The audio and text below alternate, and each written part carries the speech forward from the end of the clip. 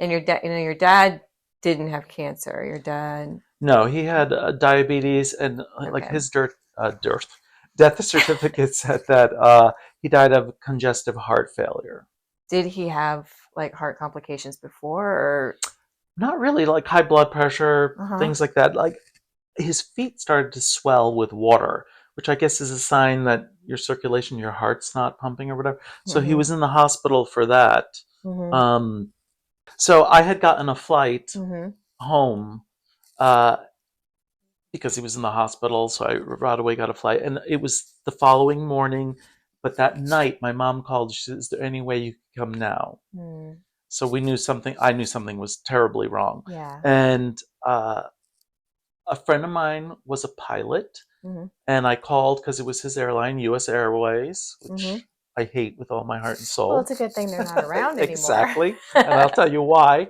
Uh, I went with the pilot. He said, maybe if I go with you, Mm-hmm. because he says the flight's empty. Mm-hmm. And I was like, great. So I rushed to the airport. He was with me, and the guy at the counter, it's late at night because it was going to be a red eye flight, Mm-hmm. uh, was so rude and mean. And I said, I know the flight's empty. The pilot was like, the flight's empty. He's got a seat for 8 o'clock in the morning. He could go on this flight. And he Mm-hmm. goes, your dad could pass right now, and you're not going to get on that flight. Like, Oh, like holy hell. you want to jump I was gonna and say, did you grab the want to guy by just the punch him neck, in the face? and I was like, you could call the hospital, you could call the doctor. This is like, Oh, I would have been in airport jail because I would have been like, pop. There's no way I would have been able to have someone, especially when your emotions are that heightened in that moment and you're just thinking about your loved one, for someone to just blatantly say something like, I'm like, dude, you're going down. You're meeting the carpet. it was awful. And so then, of course, I didn't get to fly till the morning. Mm, On the flight, and during flight, something came over me where I kind of knew something was wrong. And when I arrived, my cousin Raymond picked me up rather mm, than my sister or mother, and I knew something. which that's an odd sign. And he didn't say anything, but we're driving home, and I was like, "Did my father pass away?" And he didn't want to say, but he You said knew. yes. Yeah. And so I knew on the way home because I Mm. asked. Um, and and then of course you write the letter to To the airline to the to airline say, that's fuck you. scathing, right? But of course you're going through so much, the funeral, the Yeah. this, the that, and then you don't send it. It's funny, I just found it not too long ago when I Are was you going through. kidding? I had kept it. I'm like, well, they're freaking out of I was gonna business. say if they weren't out of business, maybe you could have gotten like a uh, free ticket or something. Just I wouldn't ah, fly on them ever again, and I ah. didn't. Yeah, Yeah, it was awful. I come from a real Catholic family, yeah. and so we were writing out. I wanted to write out what I Mhm. wanted the priest to talk about Mhm. at the service. I wanted like sentimental things because my dad was, you know, a tough life, a factory worker. So people didn't see that sentimental side of him. Mhm. Like you only saw that harder side of him. Yeah. And there was a story about I wanted a puppy at the time when I was a kid. Like really, I wanted a dog in the worst way. I wanted Mhm. a dog. And my mother's like, no, no, don't get him a dog. And I had overheard in the night because he worked a shift where he would come home at like 5 o'clock in the morning, Mhm. and he had brought a puppy home. And my mother was like, someone at the Oh, I suppose your factory, mom was probably through the roof. she was, and someone at the factory had puppies, so they brought a box of the puppies in, and people were taking them. Mm. And my dad brought one home, and I overheard the conversation. My mom saying, "What did you do?" And my dad's like, "Oh, he wants a puppy," kind of thing. Uh huh. And I wanted people to know that story. Like it wasn't Yeah. because of my dad that I had that puppy, not Yeah. because of my mom. You know what I mean? And we got into this argument, and I shut down. Mhm. I'm one of those people like I shut down and I get real quiet. And my mom doesn't let up. She would be like, "Penny, for your thoughts. What are you thinking?" "Oh, come on, Synush." It's Polish is like son, and Synush, come on, what's wrong? And I freaking let go. And I was like, "You care more about what the priest and the church think than what your own son does." And my mother gets upset, so she goes and she's like, "Jesus, take me! Why am I still alive? I should be God first." So she's going to her Blessed Mother's statue and she's praying, and I suffer panic attacks, Mhm. and I freaking start not being able to breathe. So I go Oh. on the porch and I'm like kneeling down. I'm like, and my sister's like running between one crazy person and the next crazy person. Like, this is where I get my drama from, I Your think. poor sister. I know. She's like, What she, okay, here we what she go. puts up with. Who's got the Valium? Exactly. And eventually she was like, well, we could give it to the priest. The Valium? No, shut up. No, we could give it to the priest, and if he wants to use some of it, and the priest actually read the entire thing I wrote, which was Aw. really, really nice. And of Oh, course, that's I'm in the sweet. church, like freaking tears, Bawling. bawling, and everything. Because like you were so good at your mom's service, you could get up and like talk, talk, talk, talk, talk, and you were so eloquent. As you can tell, I'm not an eloquent speaker, and I couldn't do it. Thank you. I would be too choked up. I would have to hand it over to someone else. You were great, Stacy.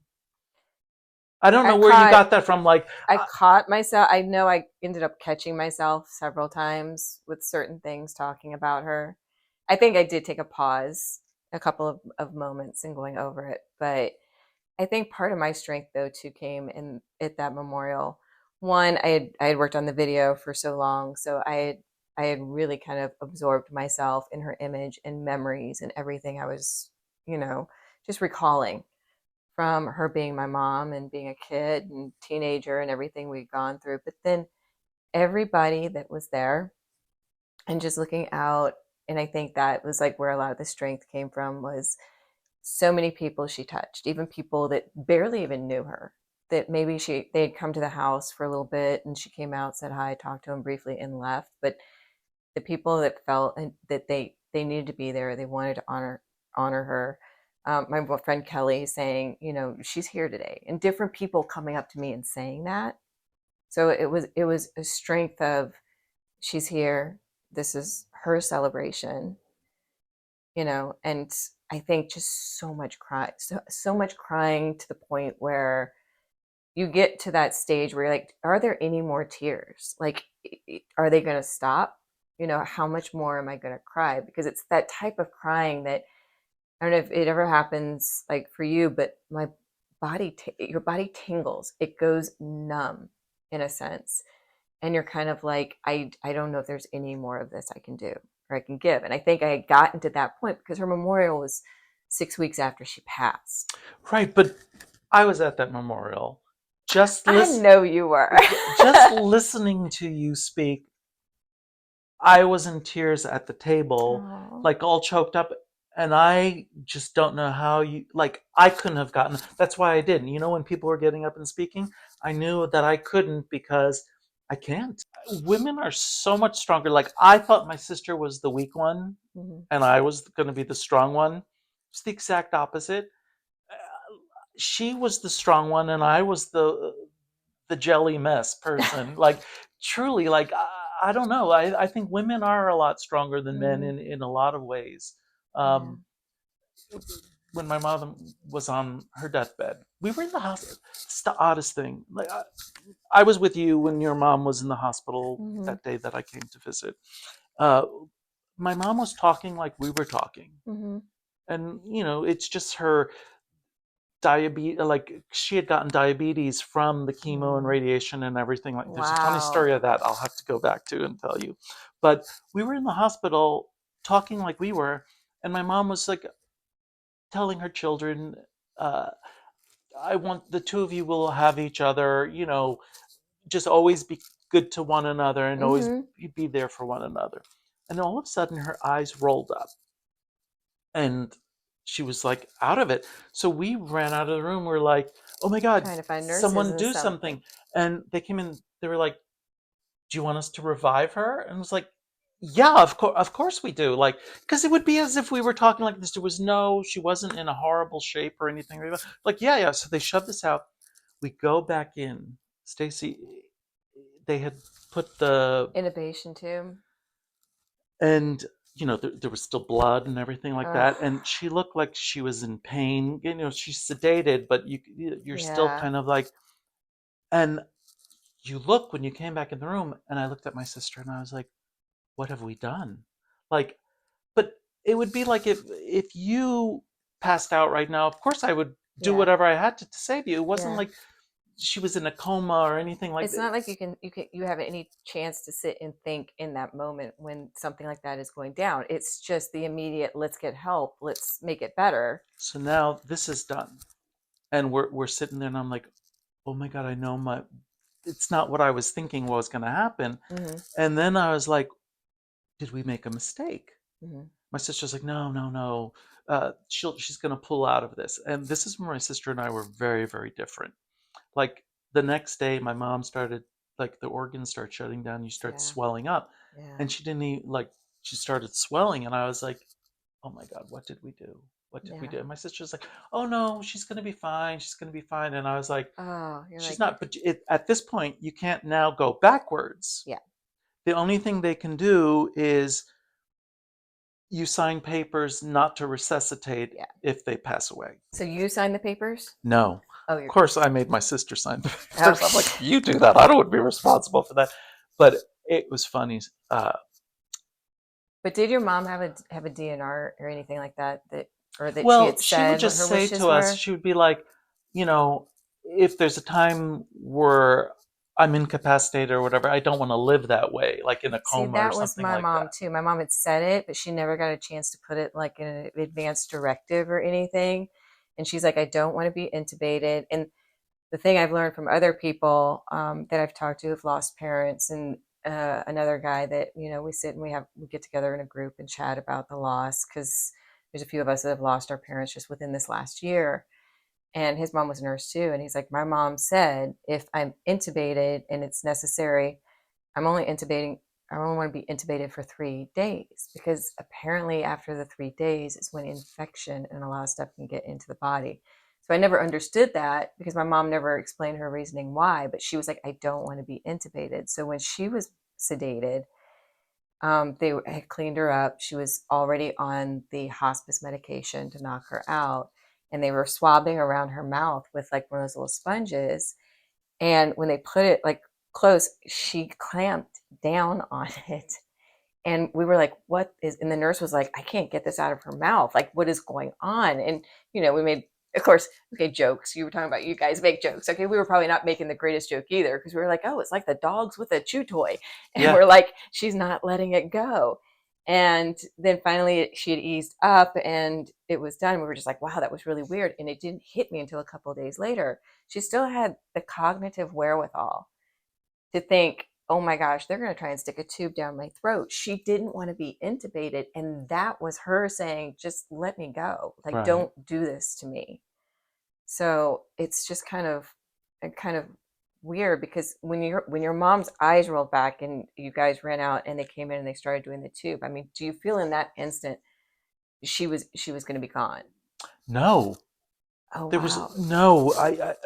Well, if they didn't When resuscitate her or whatever, but I Yes. didn't know that they were going to put a tube, and I Yeah, they're didn't going to know. do all of I thought this it was just going to life-saving be, stuff. yeah, I thought it was just like, zap her back and she'll, come back Mm-hmm. or something. I didn't know what it meant. Yeah. And Well, I then, don't think anybody can. You can't in that situation, especially if your loved one is in the hospital. Because usually like when the ambulances come in, they do what they can to get you to that hospital. And when they're in the hospital room, it's like I said, it's a little bit of like a free for all because you don't know. Are they going to use the paddles? Are they going to intubate? Like what does this mean? Are they going to like shoot something up in the IV right. that's going to stabilize them? Yeah. And, and then when she started to swell up, Mm-hmm. something's bad there. But my sister kept Which thinking, is so weird that you said that because I think you had talked to me about that once before. mhm, And it's kind of like once my mom was at that stage, and because I would go over quite a few times, I would sit and I would just hold her hand. And she had a little tiny skinny hand like me. And then one time I went over to get it and I didn't even recognize it. I'm like, that's not my mom's hand. That she had like what looked like the little sausage fingers and it was swollen and everything. And I knew her legs were the first thing to start swelling. That they kept kind of checking her for that, and they kept coming in and checking her feet. Her ankles had looked swollen, her feet. But as soon as that happened in the hand, that's when I was like, "This is it. yeah. This is the body saying, okay, we're rapidly taking it down now." Well, I give the nurses a lot of credit. Like the doctor was telling my sister, there's still a chance. And I would say to the nurse, in your experience Hmm. at this point, And they were like, no, it's not good. Like the And the nurses nurses are were the ones that great. always tell you the truth. Truth. They're always the ones that are honest and come up front and say, okay, you know, because one of them had come to me because when I was trying to be a little more encouraging before she had done the hospice and been put under, and I was like, Mom, it's going to be okay. Come on, Mom. You know, Connor's got one more graduation to get through. And the nurse had come up to me like later on, once my mom was sedated down. She goes, look, I've been in your position. I was there a year ago with my mom, and I'm just telling you right now, you know, she's letting you know when it's time, and you've got to listen to her. You've got to honor her and know what her wishes were. And I knew she never wanted to be in that position. Right. And I knew anything they were trying to do to save her and to make it better was actually just making her worse. Right. And making her more in pain and more miserable. But the nurses that actually spoke to me honestly were the ones I appreciated the most. Yeah. No, and I did too. Mm-hmm. Like after my mom passed, we went and took them a gift too, like the Mm-hmm. nurses. But it was my Oh, you just sister. made me feel like a shit. I don't know if I did You anything. didn't do I anything, was like, Stacy. Just kidding. They didn't deserve it at that hospital. I was there. Remember? you were there with me. Yeah. Yeah, Okay. yeah, Good. yeah. Okay. Thank you for just Yeah, making me no. feel a little bit better. Yeah, yeah, yeah. Not No, good. Okay. no. Thank you. But my sister was on one side of my mom, like where you are. My mom was here, and I was on this side.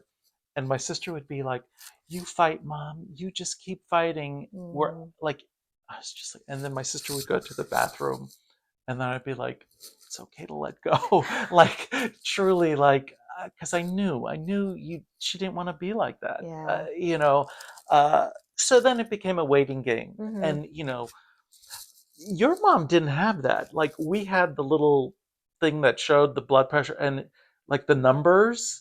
They didn't have a monitor that was constantly on her Well, to see, we had a see. monitor. They would come in and do it and it would pop up for a second. So I was always trying to look and see like where's her blood pressure, where's her heart rate, where's her oxygen level, like checking everything because they would come in, do it, it would pop up on the screen, into the computer it went, and then it would be blank again. Well, no, we It's had it. kind of bad because you sit there staring at it. Oh, Oh and my gosh. It's like when you can't turn away from like a bad show. yeah, You just have to keep watching because you're yeah. like, something's gonna happen. Something's gonna happen. And then it was the last day, and you're watching, and literally, like you're saying, you're watching the monitor, just watching the numbers go down, Yeah. down, down until she Flatline. flatlined, and then a nurse came in and said, "Your mom is gone." Mm-hmm. And this is where my sister was. She was like, immediately, "Could you please take this tube out of my mom right now?" Mm-hmm. And they wouldn't do it with us. This is funny, even though here we are. It's sad. We walk out of the room. So then we were out there, and then they said you could go back in. My mom had passed away. Well, we had a family picture of the four of us there. We come back in the room, and of course, the nurse was doing something she thought was really, really nice. My mom's dead at this point, passed away. She put the picture of the four of us in my mom's hands on her Oh chest no. like this. So, like, oh my gosh, she's like, my mom's dead, and she's holding this picture of the four of us. She was trying to do something nice, like that with the family or whatever. So she's hanging on to her She was, family as she yes. passed. Well, one thing I forgot too, when she flatlined and she was gone, like movies and stuff like Mm-hmm. that, where they say like your body is up and you're watching. Mm-hmm. I, of course, am, my theatrical mind. I like looked up and I like winked at my mom, kind of like, have fun up in heaven. Yeah, like I just like, Say I hi to wanted her to dad. see that. See you Yeah, later. yeah, yeah. So then you're sitting there with your dead parent, Yeah. and you know, we prayed. We said some prayers because we're very Catholic, and sitting there and knowing, they're leaving us alone. We're there. We're there. My sister and I'm like, what do we do now? Like, do we just get up and leave? Like, Mm-hmm. it's the oddest thing because how long do you stay? Yeah. Well, for like, I know for me, it's like I felt like I didn't want to leave her. I'm kind of like, how can I walk away and leave her Right. here? It's the weirdest feeling that you end up having, in that moment. And the nurses, when mom was in the hospital, they were like, oh, just stay as long as you want. And I'm like, well, if I ended up staying here an entire day, sitting here tomorrow, are they going to be upset? Because I don't know if I can take those steps outside of the room, Right.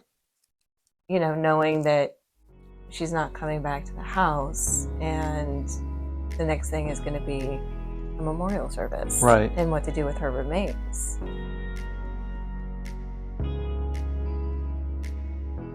Hit the like, subscribe, and notification bell to stay up to date on all new videos.